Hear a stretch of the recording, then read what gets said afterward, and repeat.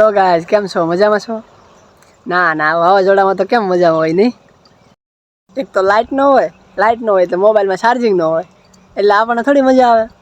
તો મિત્રો વાવાઝોડામાં મજા તો ન આવે એ તો બરોબર છે, પણ વાવાઝોડાને કારણે અમુક કેટલુંક નુકસાન થાય છે કેટલી। તો આજે હું તમને અમારી ખેતરમાં થયેલું નુકસાન એટલે કે અમારી વાડીમાં થયેલું નુકસાન તમને બતાડું કે કેવું કેવું નુકસાન થાય છે વાવાઝોડાને કારણે। હું તમને બતાવું છું આજમાં તમને એક નાઇટનો પણ વાવાઝોડાનો નજારો બતાવીશ કે નાઇટમાં કેવું હતું વાવાઝોડું।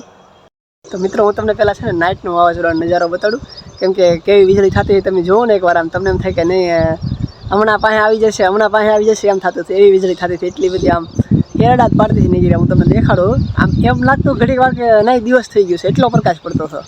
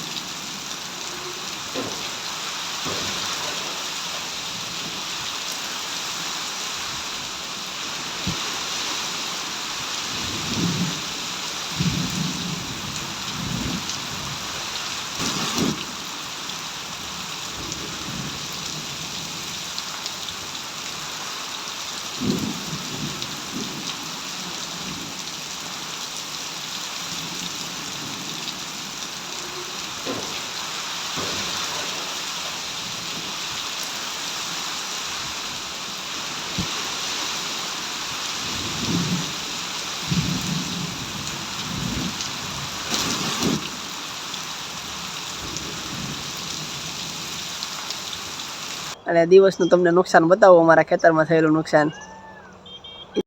જો મિત્રો આ અમારા ખેતર છે, અમારી વાડી છે। આ ટૂંકમાં સાદી અને સરળ ભાષામાં આ અમારી વાડી છે।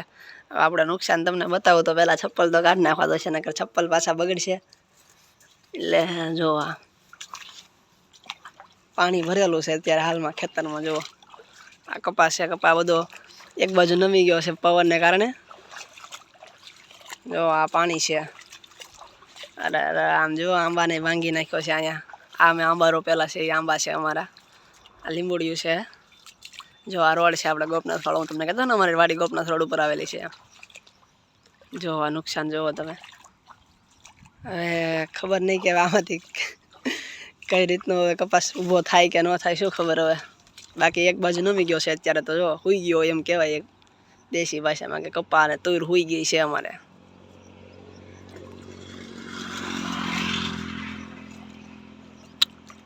જો હા આંબા છે, મોટા આંબા છે એને વાંધો નથી આવ્યો, પણ નાના આંબા છે એની ડાળો ભાંગી ગઈ છે આગળ, તમે જોયું વિડીયોમાં। જો આ નુકસાન થયેલું છે અમારે। આ મારો ભીંડો છે, ભીંડાને એટલો બધો વાંધો નથી આવ્યો, પણ કપા હુઈ ગયો એવું લાગે છે। જોવો તો લાગે ને। લીંબુડી છે, જો લીંબુડી તો નાની છે એટલે પવનને કારણે બહુ નુકસાન નથી થયું। જો આ લીંબુડિયું છે, આ લીંબુડીને જો લીંબુ આવી ગયું તોડે એમ થયું છે આમ, જો દેખાય છે તમને લીંબુ દેખાય ને? એમ છે તે। જો આંબા છે, પાણી હજી ભર્યું છે। આ પાણી જ્યાં સુધી ખાલી નથી ત્યાં સુધી મોલને તો નુકસાની સેમ જ સમજવાનું રહે। આ જો ભીંડો છે અમારો, કેવો છે ભીંડો મિત્ર જો। એકવાર તમને આખો ભીંડો દેખાડીશ જ્યારે હું ભીંડો ઉતારવા આવું ત્યારે, કેમ કે હું નથી આવતો ભીંડો ઉતારવા। ભીંડો આપણથી ન ઉતારે, આપણું કામ નહીં ભાઈ ભીંડો ઉતારવો। એ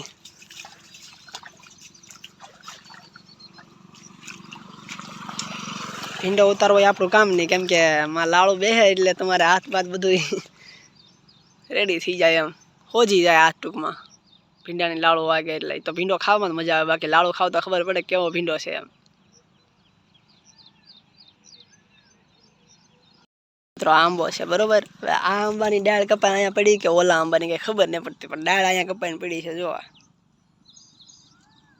ડાળ લીલી છે પછી હજી જો પાણીમાં છે કે એટલે આ આંબાની જ લાગે છે। જો એમ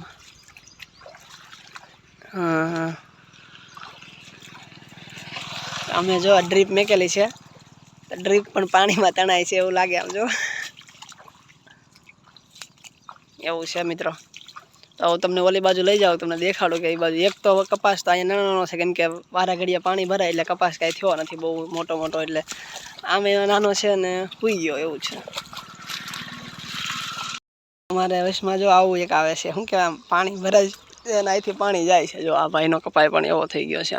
કપા બહુ મોટો છે પણ બધો સૂઈ ગયો છે. એમ છાપું ફૂલ ને બધું ખેર નાખ્યું છે આમાંથી, કપાસમાંથી. કપાસમાં બહુ નુકસાન થવાનું છે મિત્રો. હાલ ખરે જીંડવા તો હજી બેઠા નથી, એના ફૂલ ને છાપું બધું ખેર નાખ્યું છે. જો પાણી ભર્યું છે આમ. જો અમારે પાણી તમને આગળ દેખાતું છે, રીંગણી તો સુકાઈ ગઈ છે અમારી, દેખાતું છે આમ આગળ. જો હા કાલું પડી ગયું, બે બાજુ લીલું છે ને વસમાં હુકલ દેખાય છે.